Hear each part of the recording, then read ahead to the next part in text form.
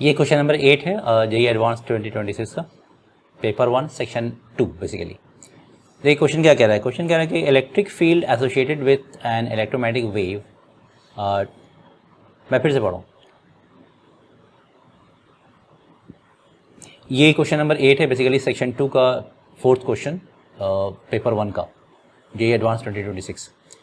तो just read out the question. The electric field associated with an electromagnetic wave travelling in vacuum is given by this. तो मैं इसको लिख लेता हूँ यहाँ पे कहीं पे कि आपके पास ई नॉट की वैल्यू ई बराबर कितना दे रखा है, फील्ड वेक्टर आपका है this is equal to E naught sine 3y plus 4z plus omega t, और फील्ड इलेक्ट्रिक फील्ड का ऑसिलेशन किधर है, आई डायरेक्शन में, where omega is the angular frequency, all quantities are in SI units, the correct statements about this wave is और are, more than one option में भी correct, speed of light यहाँ दे रखा है। तो देखो सबसे पहली बात इसमें फर्स्ट ऑप्शन में क्या दे रखा है, the wave is travelling in this direction निकालना है। तो एक चीज़ समझ लो, अगर हमारे पास ई बराबर ऐसा रहता, ई बराबर ई नॉट साइन के एक्स माइनस ओमेगा टी, तो इसमें डायरेक्शन होता है प्लस एक्स के लॉन्ग, है ना, यानी अगर यहाँ माइनस साइन है तो यहाँ आएगा प्लस एक्स में, जो यहाँ रहेगा इसके साथ उसके अपोजिट। और अगर मैं इक्वेशन ऐसा लिख लूँ, E is equal to E naught sine के एक्स प्लस ओमेगा टी अगर होगा ये,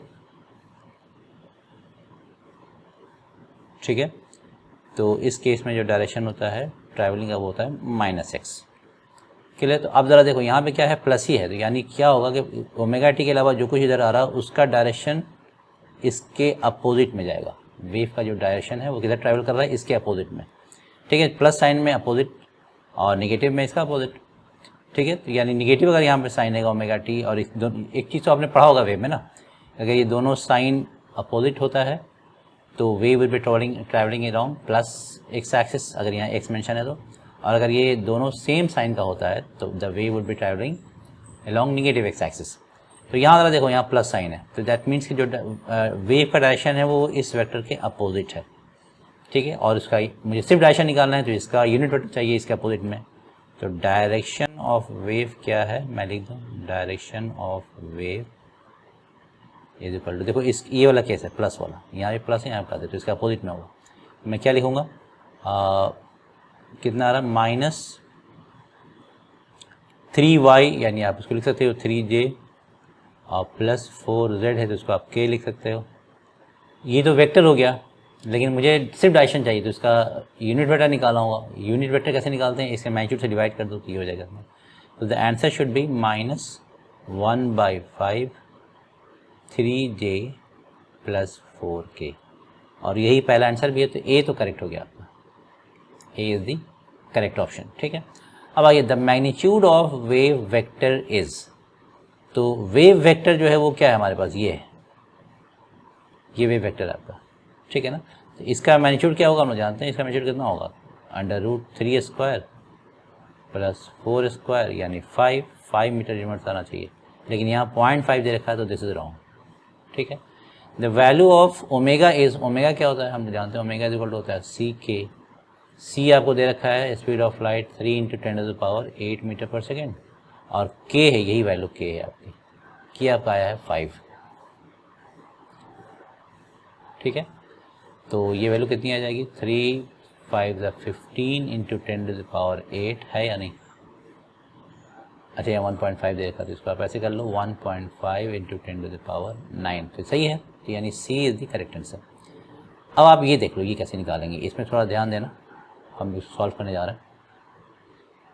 इसके पहले मुझे ये इरेज करना होगा, लेट्स इरेज इट।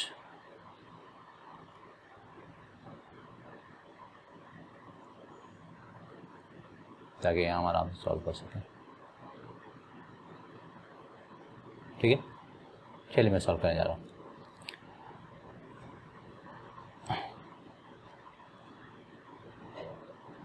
के कितना आया था याद रखिएगा, के इज कमिंग टू बी 5। अब देखिए इसमें क्या है, the magnetic field associated with this wave is, तो बी का निकालने का जो तरीका होता है वो याद रखिएगा, this is equal to 1/c² vector c cross E, ये होता है। अब जरा देखो सॉल्व करते हैं, तो दिस इज़ 1/c² तो हो गया। वेक्टर सी क्या है? वेक्टर सी है magnitude of C and the direction of wave. Direction of wave क्या था? सिर्फ direction of wave. Direction of wave यहाँ दे रखा है, this is the direction of wave, जो फर्स्ट वाला है। यहाँ मैं लिखूँगा सी, नीचे 5 आ गया माइनस साइन, यानी ऐसे लिखूँगा -1/5 एंड 3j + 4k, ठीक है। इंटू ये हो गया क्रॉस वेक्टर। इसके बाद ई वेक्टर जो है वो जो दे रखा है वो यूज़ कर लीजिए। तो ई वेक्टर यहाँ पे है equal to A0 sign, sign के बाद जो कुछ है लिख डालेंगे हम यहाँ पे, है ना, साइन इतना i कैप, ये है हमारे पास। क्लियर है? अब इसे सॉल्व करना है, तो एक सी तो यहाँ से ऐसे ही कैंसिल हो जाएगा, और क्या आएगा ज़रा देखो, ये आ जाएगा -1/5c, माइनस साइन बाहर निकाल लिया। अब ज़रा देखो क्रॉस, अच्छा ई भी लिख ही लेता हूँ मैं, E0/5 से E0 भी बाहर निकाल लिया हमने, और बल्कि साइन भी लिख लेता हूँ, A0 साइन क्या है हमारे पास 3y + 4z + ωt। क्लियर है? अब हमको वेक्टर प्रोडक्ट ले लेना है, तो 3j क्रॉस i ये हो जाएगा -3k and 4k + i, this is 4j, this is equal to, अब देखो मैं अगर माइनस को अंदर ले जाऊँ तो यहाँ पर मैं लिखूँगा E0/5c sign 3y + 4z + ωt, ठीक है। और यहाँ क्या आएगा माइनस, यहाँ आ जाएगा माइनस, ये हो जाएगा 4j, राइट। और ये वेक्टर आपका हो गया magnetic field vector. So this is the answer. अब चेक कर लो है या नहीं। पहली बात कि E0/5c है ही नहीं, तो ऐसे ही रॉन्ग हो गया, इसको हटा दो।